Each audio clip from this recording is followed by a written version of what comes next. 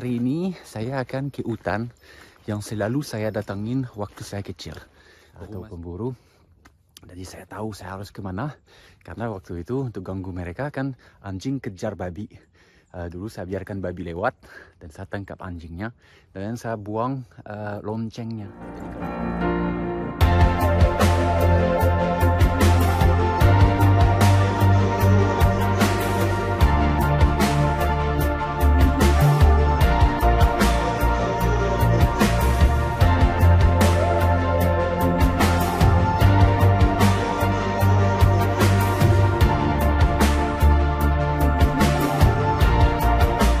Jadi saya mau dapatin satu gua yang ada di sini. Saya mau liatin ke kalian.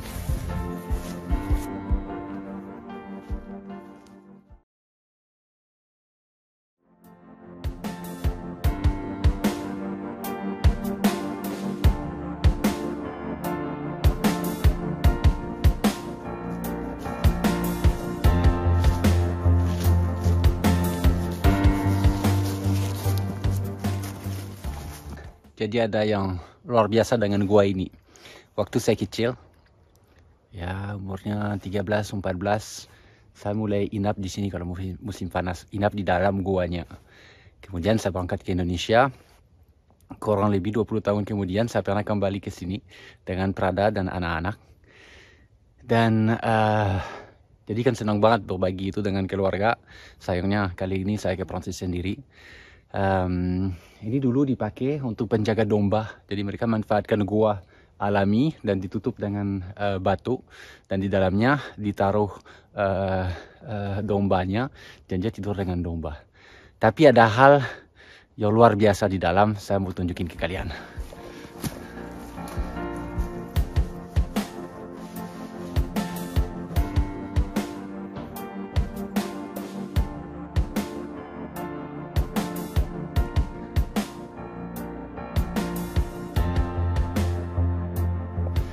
Yang luar biasa, itu di belakang saya.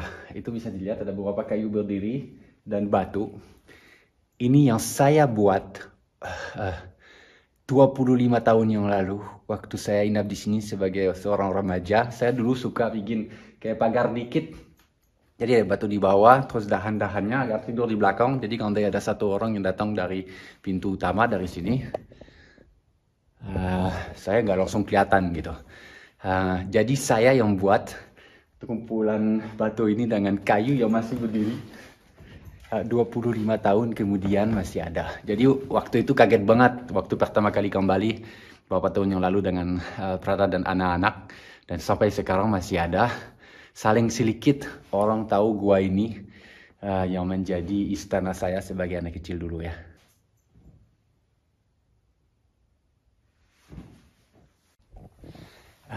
Jadi kalian lihat ada tulang-tulang kecil di tanah dalam gua. Ini bukti bahwa ada burung pemangsa.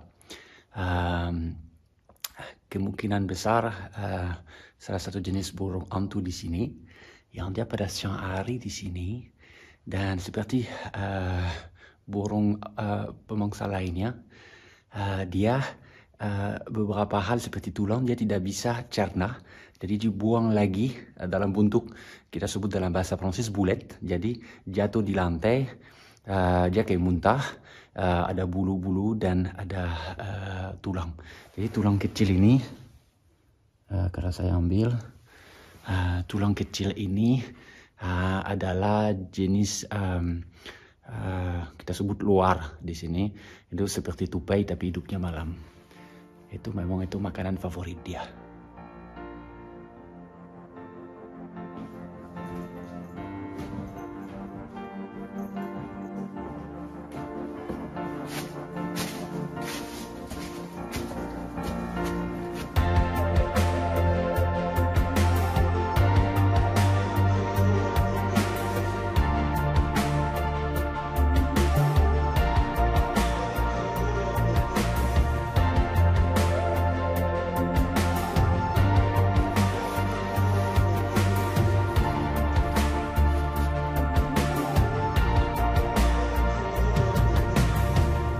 Jadi kenapa ada seperti ini batu-batunya kayak dinding?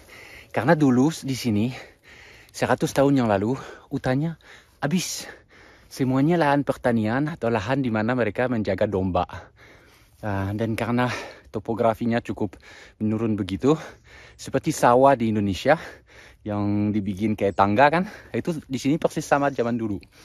Kemudian seiring dengan waktu, pola hidupnya masyarakat di sini berubah. Lahan pertanian ditinggalkan, hutannya tumbuh lagi, dan sisa-sisa ini seperti tadi guanya atau dinding kayak batu seperti ini peninggalan-peninggalan zaman itu. Jadi di Eropa sekarang lebih banyak hutan daripada zaman dulu. Beda dengan Indonesia. Dan di sini waktu saya kecil, predator besarnya tidak ada. Yang ada hanya kijang, babi, rubah. Sekarang serigala pun suka lewat di sini. Itu membuat saya senang.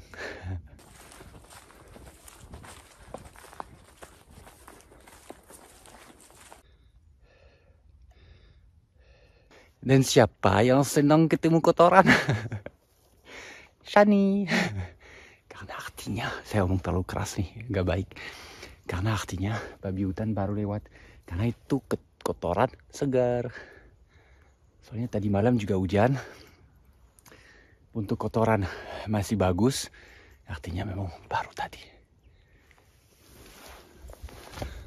Mau di Indonesia atau di Prancis, jejak babi ya tetap sama.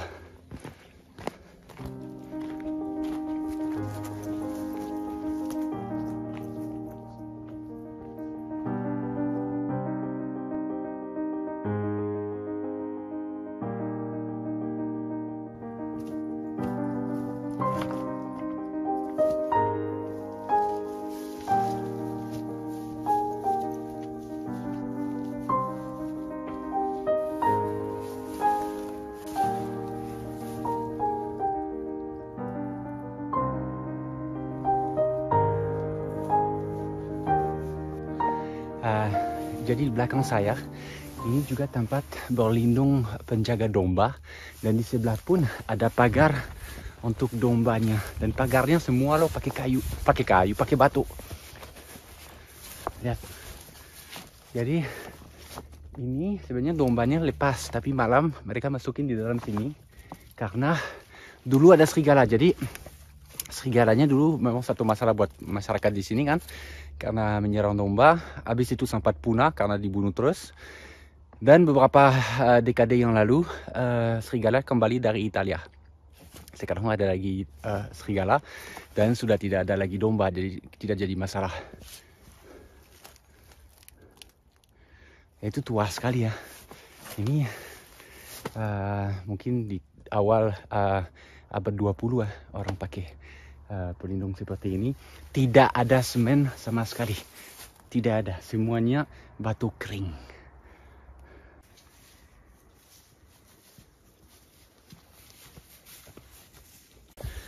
Dan cara masyarakat membangun ini, tekniknya seperti iglu.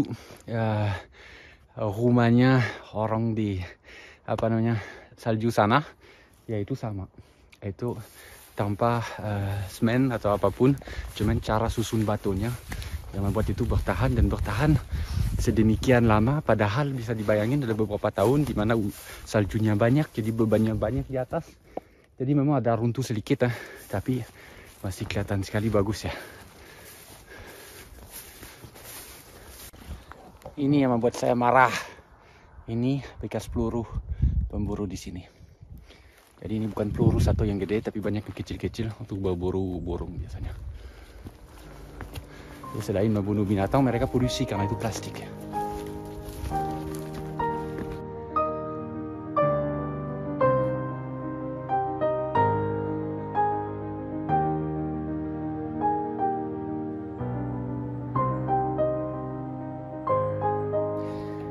Jadi ini satu perasaan yang luar biasa kalau di alam, kalau manusia tidak merusak.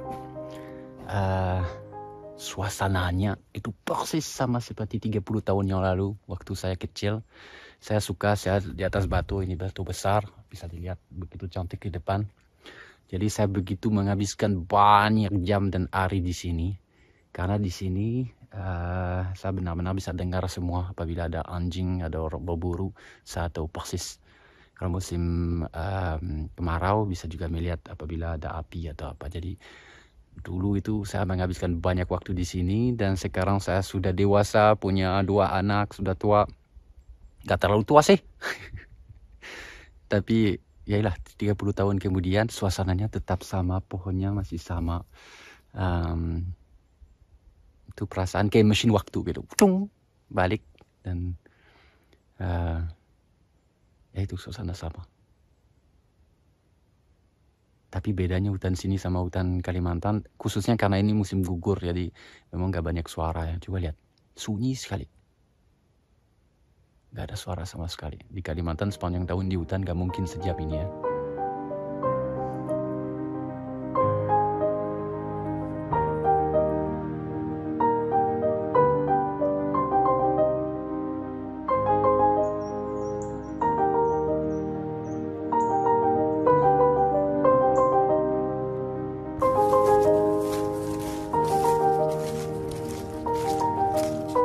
Keluar dari hutan, kayaknya yang akan jemput saya ayah saya. Jadi kalian akan kenal juga.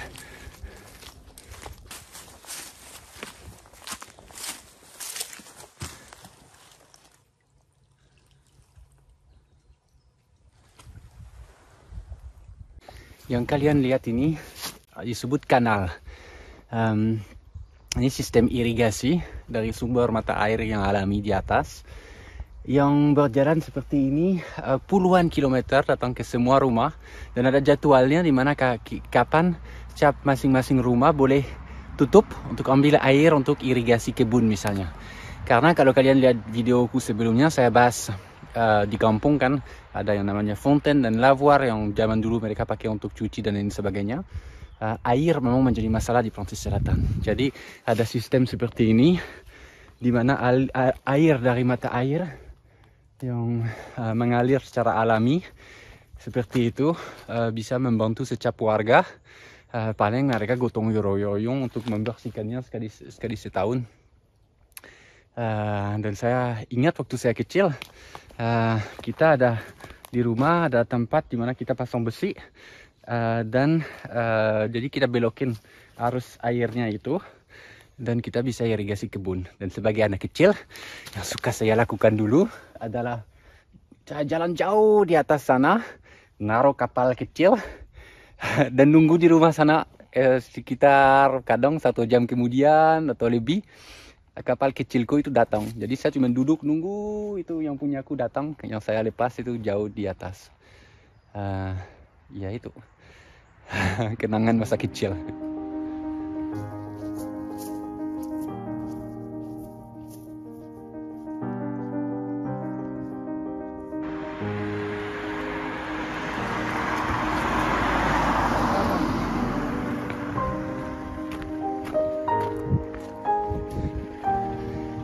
Hampir ketinggalan gak lihat anaknya itu.